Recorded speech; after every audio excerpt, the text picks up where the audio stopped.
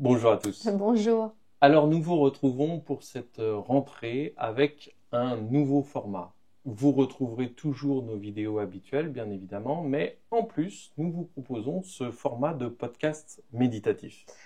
Ces podcasts, déjà, ils nous tiennent vraiment à cœur parce que ça nous permet à nous de pouvoir vous présenter, vous faire partager avec vous quelque chose que nous adorons, c'est-à-dire les différentes sciences humaines, la psychologie, la spiritualité, la philosophie, l'existentialisme, la métaphysique. Bref, comment la richesse que nous avons eue à travers le temps vient aujourd'hui vraiment nous apporter leurs enseignements, leurs messages. Et nous aimons justement décortiquer, déchiffrer un petit peu tout cela. Et à travers justement deux idées qui paraissent opposées, en tout cas aujourd'hui, Ils la sont vie, souvent employés en opposé ou différentes.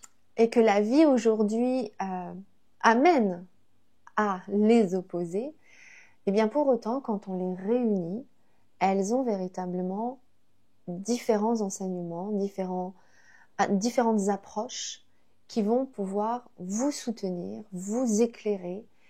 L'idée à travers ce podcast et ce voyage que l'on vous propose, c'est que vous puissiez justement sortir beaucoup plus clair, beaucoup plus aligné à votre manière de penser à vous. Du coup, aujourd'hui, pour ce premier numéro, nous allons nous attacher à l'amour sans attachement, le fameux amour sans attachement, face au fameux amour sacré. Deux idées, deux injonctions presque qui nous motivent à certains endroits, qui nous freinent à d'autres. Eh bien, c'est tout cela que vous allez voir dans ce podcast méditatif. Alors, on vous invite à prendre le temps d'être dans un véritable temps d'écoute. Alors n'hésitez pas à nous laisser un commentaire suite à l'écoute de ce podcast, simplement pour nous dire ce que vous en avez pensé, peut-être même les prises de conscience que vous en avez eues, ce que ça a pu changer dans votre manière, dans votre état d'esprit du moment. C'est important ce partage parce que à travers vos prises de conscience, peut-être que vous allez aussi en amener d'autres à certains, et peut-être même vous, en relisant ce que ça a amené chez les uns et chez les autres, vous allez voir des choses un peu différentes ou au contraire similaires. En tout cas, c'est constructif pour le bien de tous. On vous souhaite un très bon podcast. Très belle écoute à vous.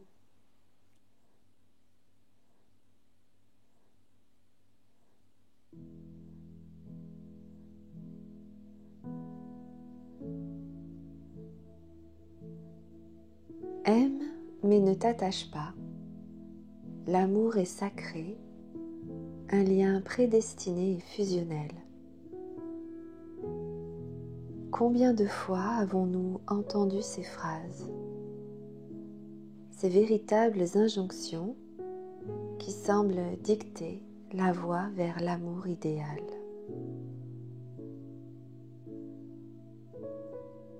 Ces deux idées fortes ont traversé le temps et atteignent une limite, notamment dans l'espace du couple. Voici deux visions de l'amour qui semblent diamétralement opposées. L'amour sans attachement face à l'amour sacré.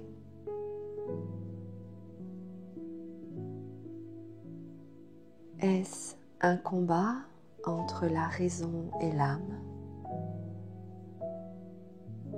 entre la liberté individuelle et l'envie de prioriser le couple? Ou existe-t-il d'autres chemins pour unir ces deux puissants appels?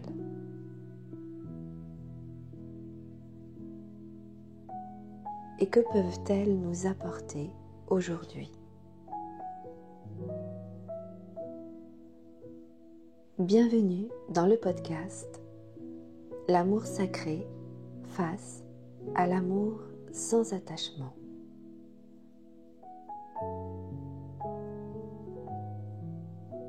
D'un côté, des messages inspirés des philosophies orientales nous invite à la liberté, à un amour sans dépendance. De l'autre, une quête plus spirituelle, intemporelle, parle de liens d'âme, de relations qui changeraient le quotidien. Comment ces deux notions ont trouvé leur place dans nos attentes dans le couple. Nous les comprenons au quotidien de la façon suivante. D'un côté, des messages inspirés des philosophies orientales nous invitent à la liberté, à un amour sans dépendance. De l'autre, une quête plus spirituelle, intemporelle, parle de liens d'âme, de relations qui changeraient le quotidien. Comment ces deux notions ont trouvé leur place dans nos attentes du couple? Car aujourd'hui, beaucoup d'entre eux s'en aspirent dans leur fonctionnement. D'où vient cette idée de l'amour sans attachement? Principalement du bouddhisme, qui nous apprend que l'attachement serait la racine de toutes les formes de souffrance. Dans ce podcast, nous nous concentrons sur son impact dans le sujet du couple et de la relation amoureuse.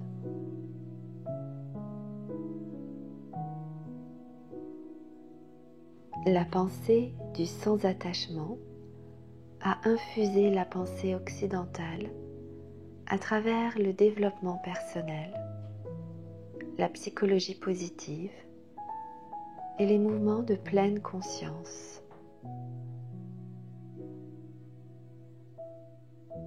Qui en disent qu'aimer sans attachement serait aimer l'autre sans dépendre de lui sur les plans émotionnels, comportementaux ou matériels. En face, nous avons l'amour sacré. Cette notion est bien plus ancienne et mystique. Elle puise ses racines dans de multiples traditions spirituelles et religieuses, telles que l'hindouisme, le judaïsme ou le soufisme. On la retrouve aussi dans le concept de l'agapé grec, cet amour divin et inconditionnel. On la voit dans la poésie soufie du célèbre poète Rumi, où l'amour pour l'être aimé est un chemin vers l'amour de Dieu. Plus récemment, les courants New Age l'ont popularisé avec les concepts de flammes jumelles ou d'âme sœur, où la relation est perçue comme un contrat d'âme prédestiné, une voie d'éveil spirituel, mais à deux.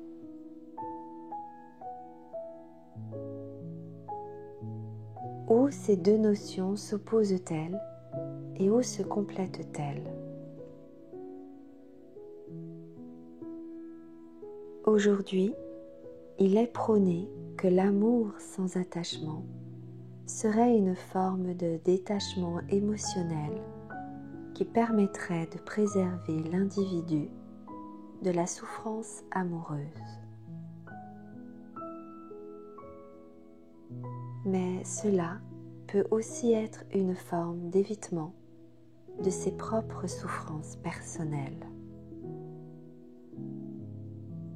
À vouloir éviter, on a souvent tendance à sacrifier l'union profonde source du véritable bonheur à deux. L'amour sacré, lui, au contraire, valorise une fusion, un lien transcendant qui unit les individus au-delà d'eux-mêmes. Mais avec le risque que cette transcendance elle-même amène à perdre pied.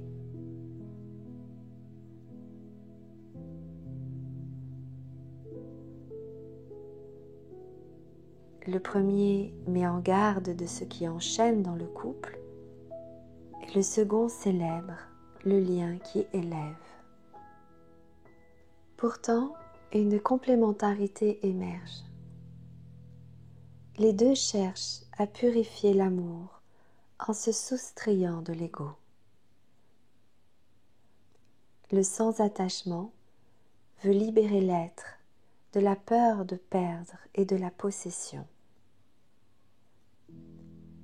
Il faut rappeler que pour les bouddhistes, ce qui est propre à la souffrance est l'insatisfaction, l'impermanence et le désir possessif. Ce sont trois grands challenges que l'on retrouve au cœur de la relation du couple. Les enseignements bouddhistes nous amènent donc une proposition à travers le non-attachement, qui serait un chemin intérieur puissant pour arriver au nirvana, cet état d'être intemporel de non-souffrance où la possessivité, les peurs et les sentiments difficiles auraient complètement disparu. Le non-attachement n'est donc pas d'éviter l'insatisfaction, l'impermanence ou le désir possessif, mais au contraire d'en prendre conscience pour arriver à déjouer et retirer les peurs pour calmer l'ego.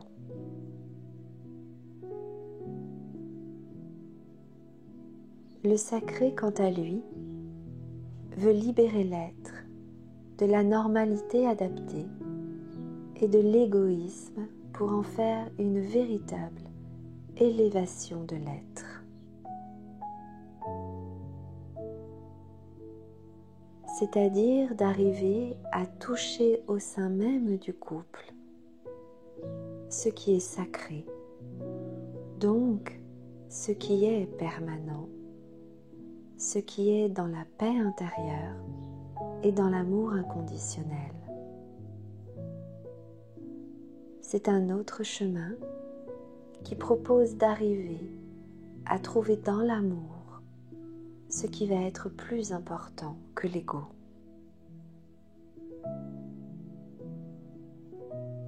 Dans le Tao ou la Kabbale, on découvre que le sacré se trouve dans l'harmonie du féminin et du masculin,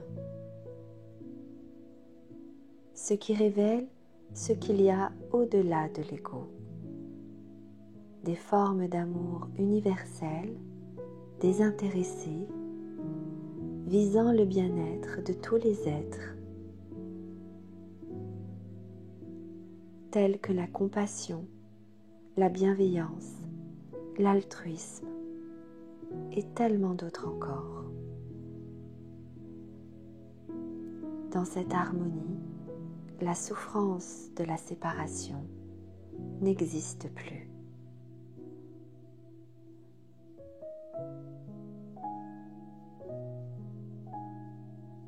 Les couples sacrés l'ont incarné à travers l'histoire et en sont les témoins, comme Krishna et Radha à travers le pardon, Oshun et Shango à travers l'équilibre de la douceur et la puissance, ou encore Jésus et Marie-Madeleine avec la paix universelle. Ces deux visions mènent à retirer tout ce qui entrave un amour plus pur, plus authentique, pour révéler les vertus les plus nobles.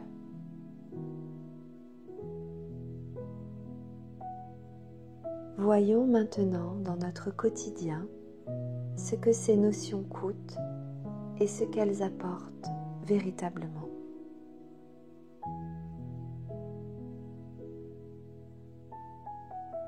Pour l'amour sans attachement, il amène une immense bouffée d'air à ne pas être concentré sur les moindres détails de la vie commune.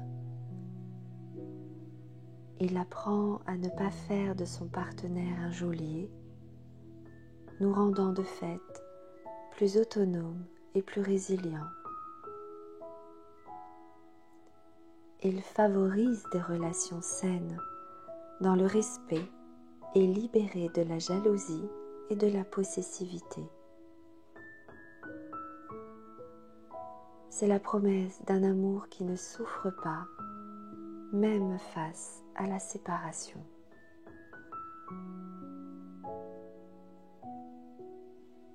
Son pendant limitant est qu'appliquée à l'extrême, cette injonction peut mener au désengagement. La peur de l'attachement devient une peur de l'intimité, de la vulnérabilité. On peut se cacher derrière ce noble concept pour justifier une incapacité à s'engager pleinement. Les risques sont donc de vivre un amour tiède, des relations de passage ou une vie de couple partenaire sans véritable amour profond dans lesquels on garde toujours ces distances de sécurité.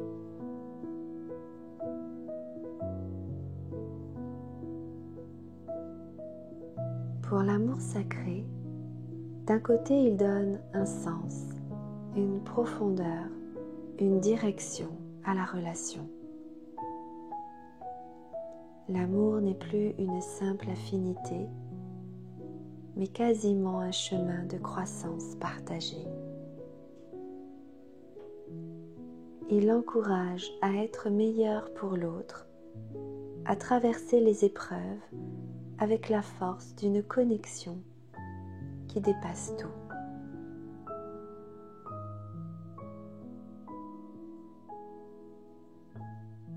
Le piège majeur de l'amour sacré est l'idéalisation et la déconnexion au réel.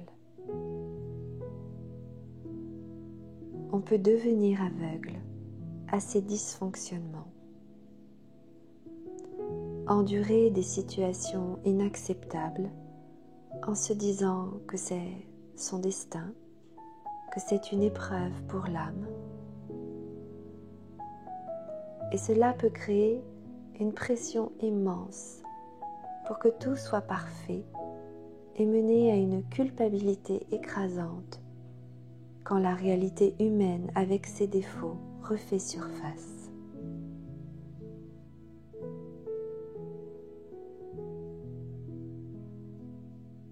On peut aussi tomber dans le piège du lien prédestiné où tout serait acquis d'avance et où il n'y aurait rien à faire de plus.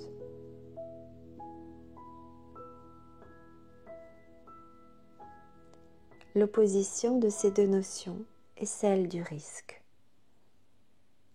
Le sans-attachement protège l'individu de la souffrance relationnelle, quitte à sacrifier en intensité.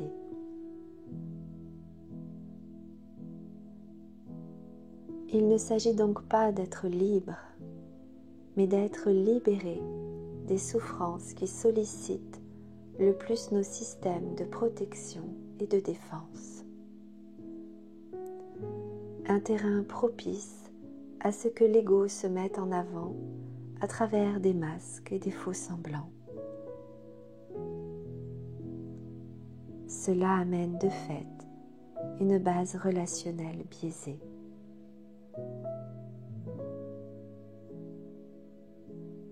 C'est donc de l'attachement qui consiste à espérer que l'autre reste tout le temps là, à croire que l'autre est l'être parfait car il répondrait à tous nos besoins, et à vouloir l'assurance d'être pour toujours l'unique de l'être aimé, que le non-attachement prémunit. En effet, un tel attachement indique la présence d'attentes dues à des manques. C'est de cette manière de vivre la relation que cette pensée protège. Dès les premiers instants de la vie, l'être humain a besoin de ressentir un attachement sécurisant jusqu'au plus profond de ses cellules. Un lien qui lui assure d'être aimé, choyé et reconnu.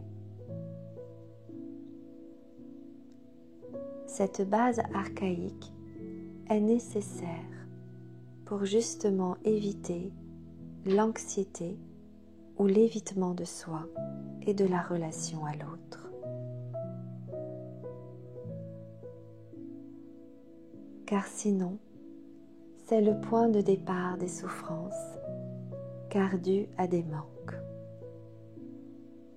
En prendre conscience et s'en détacher est le chemin de guérison proposé. L'ironie est que ces trois souffrances se retrouvent précisément dans la relation amoureuse. La peur de l'impermanence, c'est-à-dire celle de perdre l'être aimé,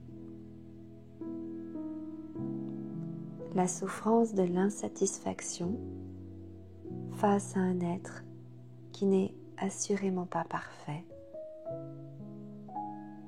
et la tension nerveuse et profonde issue de la possessivité qui pousse à considérer l'autre comme nous appartenant.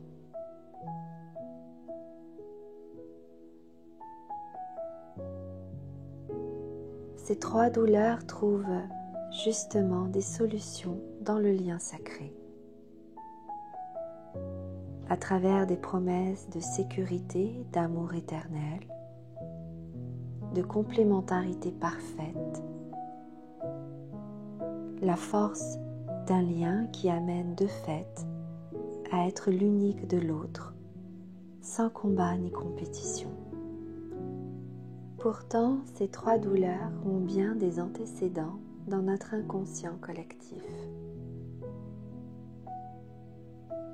Les histoires d'amour impossible où l'être aimé est perdu, les relations matrimoniales où seul comptent les besoins d'un des deux partenaires au détriment de ceux de l'autre, menant à son effacement.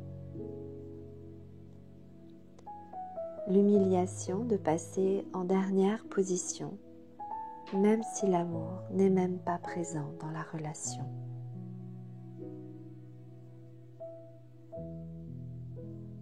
L'amour sacré, lui, veut protéger le lien, quitte à mettre en danger le bien-être de l'un ou des deux individus qui le composent. Mais un lien d'âme peut-il vraiment tenir ses promesses d'éviter toutes ces formes de souffrance?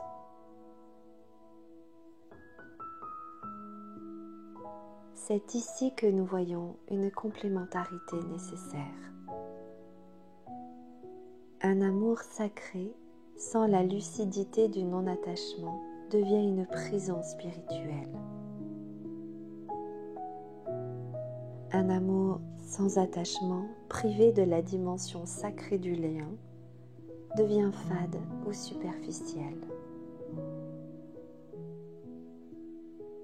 L'un libère le couple de l'étouffement et de l'émotionnel fort ou réactif, tandis que l'autre amène la profondeur pour révéler et vivre les plus belles qualités du couple.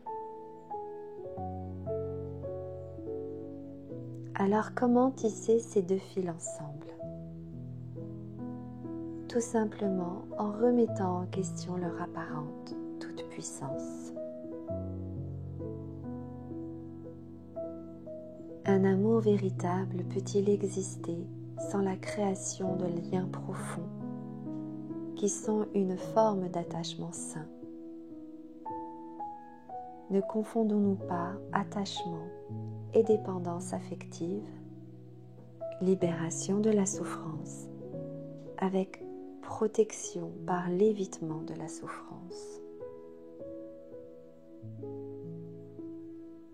Le désir de se protéger de toute souffrance n'est-il pas une manière de refuser de vivre pleinement l'expérience humaine de l'amour qui inclut sa part de vulnérabilité? Le caractère sacré de cet amour est-il dans une essence prédéfinie ou bien dans la conscience et l'intention que nous mettons chaque jour dans notre relation?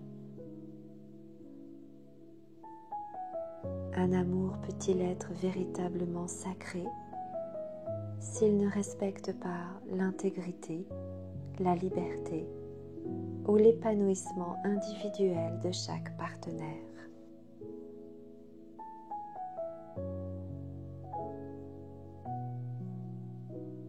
L'opposition s'estompe quand on réalise que le véritable non-attachement n'est pas le non-amour, mais le non-agrippement.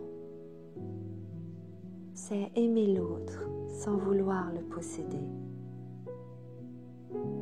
De même, le véritable amour sacré n'est pas une relation parfaite, déconnectée du réel, mais une relation humaine que l'on choisit de rendre sacrée par la qualité de présence, de respect et d'intention qu'on y investit.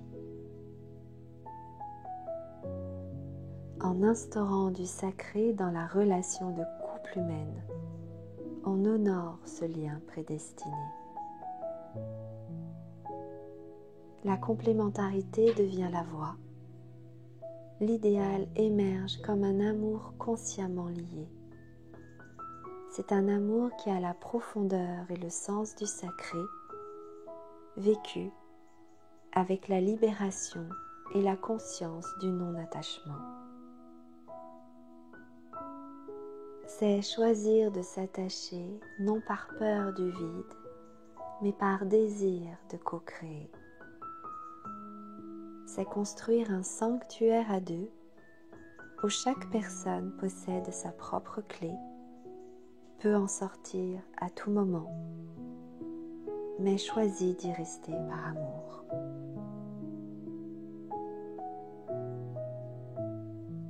En fin de compte, l'amour sans attachement et l'amour sacré ne sont pas deux destinations opposées,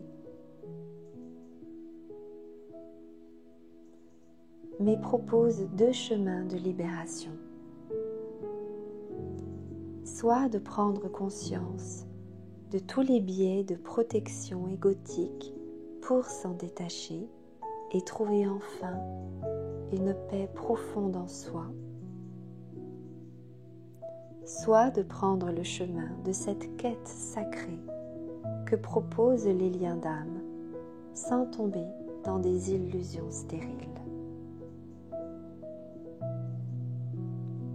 L'amour sans attachement est notre garde-fou contre l'ego, nous rappelant d'aimer en étant libérés de celui-ci,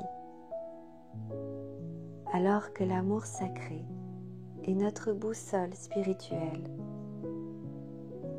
nous rappelant d'aimer dans la profondeur.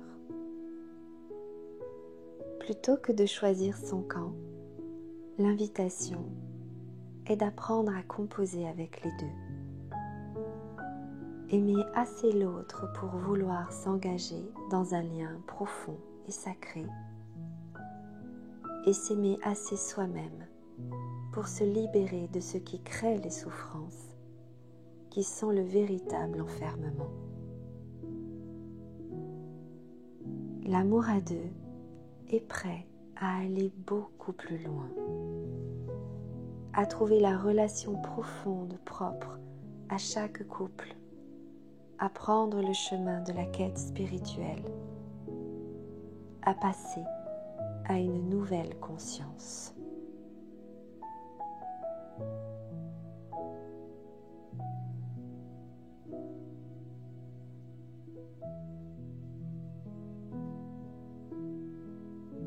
Retrouvez plus d'informations à travers les liens dans la description.